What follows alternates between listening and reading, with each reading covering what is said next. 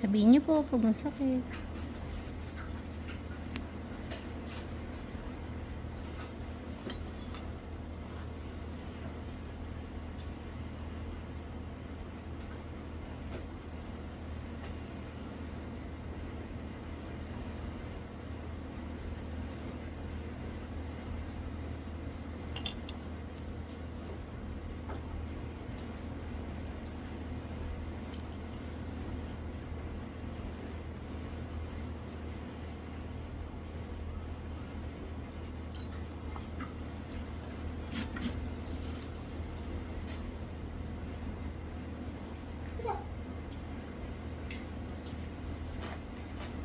Naku ma'am, kailangan mong magmedyas muna.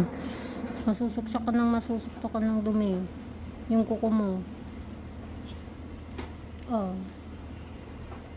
Ang gaan-gaan kami. Wala akong maramdaman. Kasi pagka talagang dyan na yung inaano ng naglilinis sa akin, ano na ako eh. Lumibigat yung upo ko. Kasi sakit.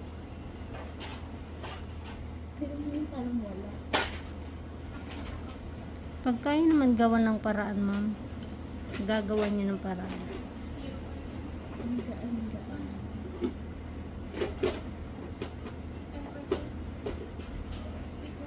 Pag mapapalinis ako, sasamahan mo natin dito. Ayaw po eh.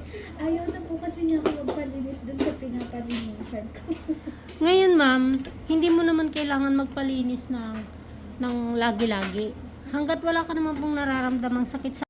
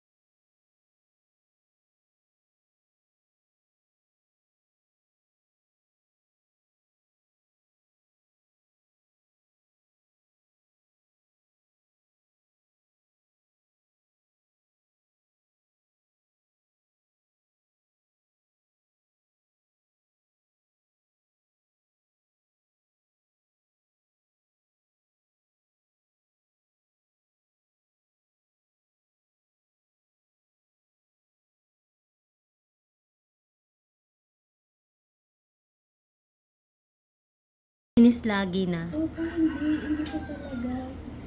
Kasi iwas nga po kung pagalaw na yun simula nung after ko Okay. Ay, ako po hindi naman. Kasi hindi din po ako mahilig magpakulay ng daliri. Literal na gusto ko linis lang. Okay na ako ba?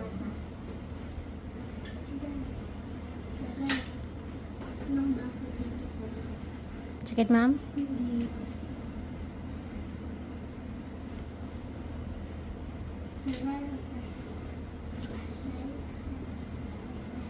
After ko, hindi ko yun pinanood eh. Siya yung pinaka-latest na ano. Oo. yung lalaki. Opo. Sabi ko pareho kami, pero yung kanya Mas maganda. malaki. Hindi ko po tinapos yun, hindi ko kaya. Walang nangyaring ano dun, ma'am. Parang Kasi pinupo siya ng asawa niya na ano yun. Ipatanggal na yun. Ipagalaw mo, kasi di ba po ayaw niyo pong ipagalaw yung isang Oo. side. opo. Tapos after nun, nag-message na ako agad kasi hindi ko talaga kayang panoorin. Sabi ko parang ganito yung mangyayari sa akin. Ay, maaari, ma'am, talaga. Maaari po. Masakit, Pero ma'am. ayun nga, in-enlighten naman ako ng mga kasama ko na napapanood ka nila, na hindi nga daw masakit. Sabi ko, sige ya. Tapos nung nag-message ako, then nalaman ko dito sa mama din. Sabi ko, blessing talaga siya sa akin. Kayang puntahan.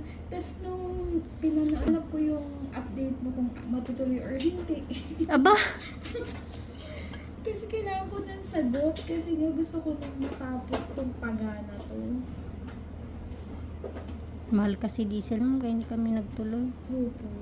Eh ako, sabi ko magsasakyan kami ngayon dahil mainit yung 12, yung alas 12. Eh mahal daw po diesel, kaya nagmotor na lang. Opo, mahal pong diesel. Super. Buti pa maluwag kayo. Ito yung sa pwesto niyo. Kasi yung ibang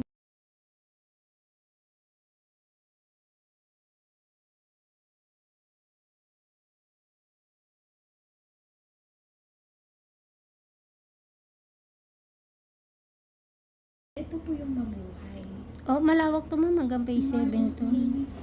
Kasi sinasabi nga ni mama, malayo yung mabuhay. Sakit, ma'am. Hindi. Huling ano na po to ng Kabuyaw. Sunod na po nito ay Kalamba. Okay. Kasi pagka sinasabi na nilang mabuhay, malayo. So, every time maghahanap kami ng bahay, tapos nalalaman namin na sa actually, meron eh. Meron akong na ano dito. Dito din ang daanan sa Katapatan kasi hindi ko na alam kung anong village yun. Ang ganda na ng puti.